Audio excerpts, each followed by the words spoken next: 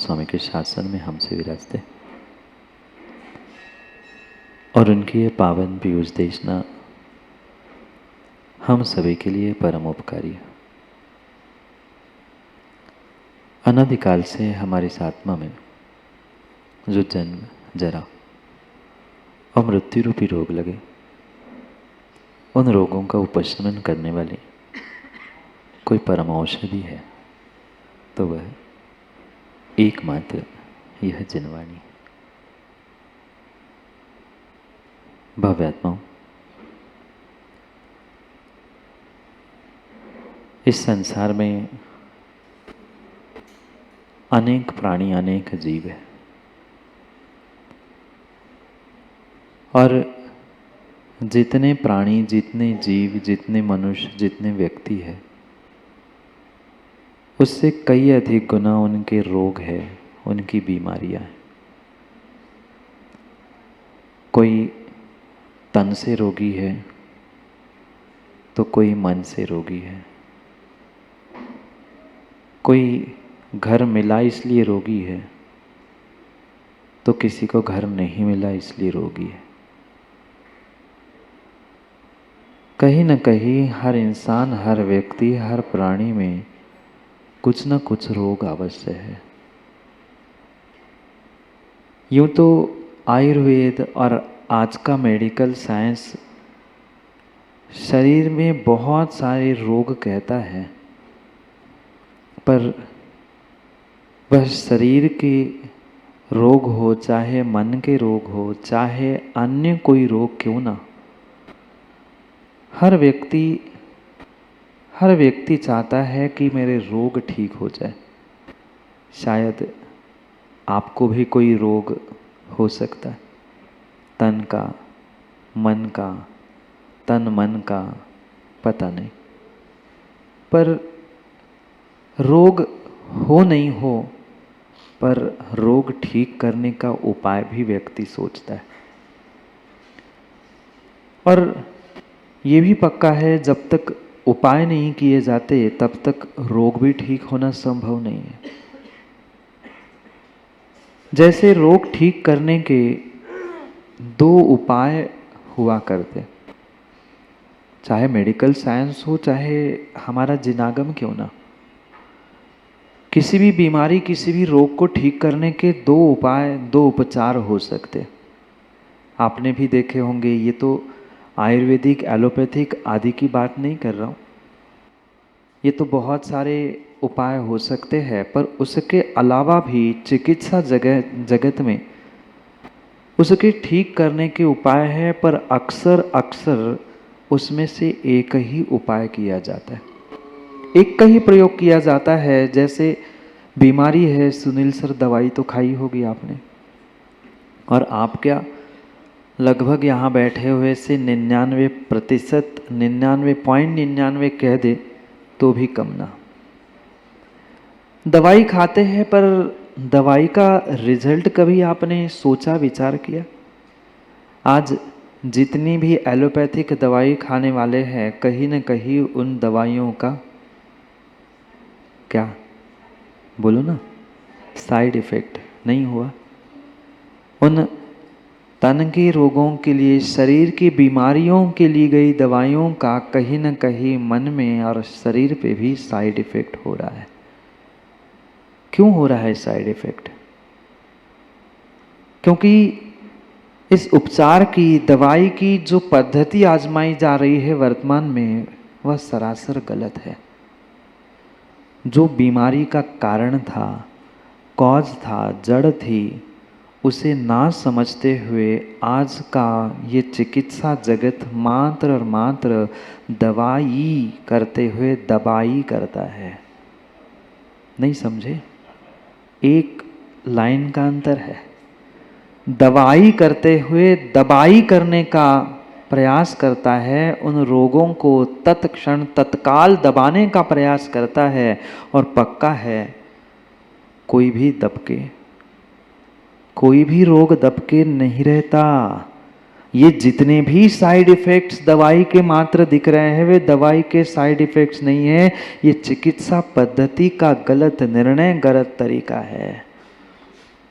दो कार्य हो सकते हैं। आप दबा के दवाई के माध्यम से दबाई दबाई दबाई, कितनी दबाई? बीमारी दबाई, बीमारी दबाई दवाई के माध्यम से। ये सही उपचार नहीं था, ये सही चिकित्सा नहीं थी। कारण समझते हुए उस बीमारी को और बीमारी के कारण को ठीक करना ये जरूरी था। समझने का प्रयास करना। बीमारी के लिए मात्र दवाई देकर दबाई करना, दबा देना, ये सही चिकित्सा नहीं थी। जो उसके पीछे का कारण था, रोग का कारण था, बीमारी का कारण था, उस कारण को ही अगर जड़ से उखाड़ के फेंक दो तो पुनः जीवन में कभी बीमारी नहीं हो सकती। और बीमारी क्या, उस बीमारी के और दवाई के साइड इफेक्ट भी नहीं हो सकते। आज कितने और कितने साइड इफेक्ट हो रहे हैं, क्योंकि हर स्थान पे यही तरीका चलता है। चाहे आप राजनीति में भी जाकर देख लो, सामने वाले को जीतना है, परास्त करना है, तो एन केन प्रकार से उसका मुंह बंद कर लो, दबा लो, काम हो जाता है। क्यों जीत हो रही है सुनील सर 15 साल से? अपोजिशन को ऐसा मुंह बंद कर दो, जीत मेरी है। उनको बोलने का मौका ही नहीं देना। जो बोलना है हम ही इतना बोल देंगे, हम ही इतना रील, हम ही इतने उसके बारे में अप्रचार कर देंगे कि सामने वाला बोलने के लिए कुछ रख ही नहीं पाए। क्यों हार रहे हैं? 15 साल हो गए दिलीप जी। क्यों? ये राजनीति थी कि सामने वाले को ऐसा दबा दो, ऐसा मुंह बंद कर लो, बेचारा बोल ही नहीं पाए। ये भी जीवन का, ये भी नीति का सही तरीका नहीं था। सही तरीका तो हमारा धर्म, हमारा अध्यात्म, हमारा आगम ही बता सकता है। हर स्थान पर हमारे आचार्य भगवंतों ने, तीर्थंकर परमात्मा ने समझाने का प्रयास किया, ज्ञानी मात्र कार्यों पर मत जाना, जो दिख रहा है उतने पे मत जाना, उसके नीचे की जड़ खोज लेना। अगर तुम्हें अपने जीवन में कहीं गलती दिख रही है, कोई इंसान, कोई व्यक्ति भी गलत करते दिख रहा है, तो मात्र इंसान को, व्यक्ति को या अपने बर्ताव कार्यों को मत देखो, उसके पीछे की जड़ खोजो। जड़ क्या है? क्योंकि वनस्पति बहुत बड़ा पेड़, बहुत बड़ा वृक्ष वनस्पति है, बहुत बड़ा लगा है। उसको नष्ट करने के लिए एक एक डाली कब तक तोड़ोगे दिनेश भाई? समझदार व्यक्ति उस वृक्ष के जड़ पे जाकर हींग रख देता है। महीने नहीं लगते, घंटों में और दिनों में वह बहुत बड़ा वट जैसा भी वृक्ष इतने से हींग के कारण धराशायी हो जाता है। क्योंकि उसने अटैक कहाँ किया था? उसने प्रहार कहाँ किया था? जड़ पे प्रहार किया था। जड़ पे प्रहार किया था। इतना ही नहीं, ऐसे कई सारे उपचार है। एक वट वृक्ष को नष्ट करने के लिए बहुत सारे, वट वृक्ष क्या, कोई वृक्ष हो, खट्टा छाछ डाल के आना, पेड़ लंबे समय तक नहीं बचेगा। मैं मारने के उपाय नहीं बता रहा हूँ। नहीं तो दिनेश कहे कि महाराज आप हिंसा की बातें बता रहे हैं। नहीं, यही ज्ञानी आज तक समझ नहीं पा रहा है। मारने और मरने की बातें करते हैं तो व्यक्ति को लगता है कि मात्र हिंसा की बातें की। नहीं है। हमें तरीकों को समझना है। हम कहाँ, कैसे, किस लिए कर रहे हैं, ये भी समझने की आवश्यकता है। मरना मारना माँ सर्वथा गलत नहीं है। मारना और मरना सर्वथा गलत नहीं है। अगर सर्वथा गलत है ही तो शायद आप सूरज जी अरिहंत नहीं कह सकते। बोलते आप लोग अरिहंत? नहीं बोलते। अरिहंत क्यों बोलते हो? आप तो अहिंसा के पुजारी है। आपको तो हंत बोलना ही नहीं चाहिए, हनन करना, मारना, नष्ट करना, काटना, ये शब्द बोलना ही नहीं चाहिए थे। समझने की आवश्यकता है कब, कहाँ, किस उद्देश्य से किसका प्रयोग किया जा रहा है।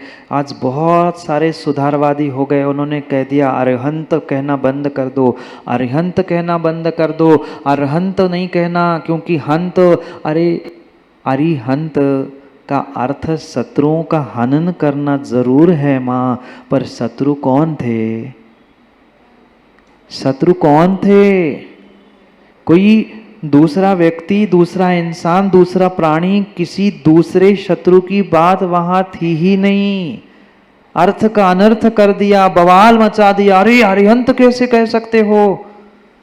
आप तो हनन करने की, हिंसा की बात कर रहे हो, मारने मरने की बात कर रहे हो।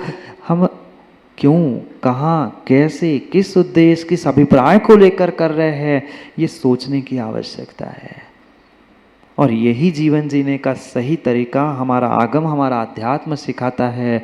वह दूसरा उपचार कहता है, ऊपर ऊपर के कितने ही पत्ते डालियां तुम काटते रहना, जितना पत्ते डाली काटोगे वृक्ष उतना ही बढ़ता है। हम जड़ तक, रूट तक, उसके कारण तक पहुंचने का प्रयास नहीं करते। हनन का अर्थ, मारने का अर्थ एक नहीं है। शायद जो शब्दों के लकीर के फकीर बन जाते हैं, वो शब्दों में उलझकर जिंदगी बिता देते हैं, और उसी कारण से वे बहुत कुछ कर सकते थे, पर शब्दों में उलझकर अपना जीवन भी बर्बाद कर बैठ गए। मारना मरना सर्वथा गलत नहीं है, क्योंकि आज देवसेन स्वामी भी कह रहे हैं आप सबसे, और आपसे नहीं, हमसे भी कह रहे हैं सबसे पहले मार डालो। मारने की बात कर रहे हैं। सोच समझ कर सुन लेना। मैं इसलिए कह रहा हूँ, आधी अधूरी बात व्यक्ति सुनता है, उसमें से आधी अधूरी समझता है, और फिर उसको मिर्च मसाला लगा के कुछ का कुछ कह देता है। अरिहंतों ने भी तो हनन किया। क्या अर्थ करते हैं? अरिहंत, अरि यानी शत्रु, हंत यानी नाश करना, मारना, नष्ट करना।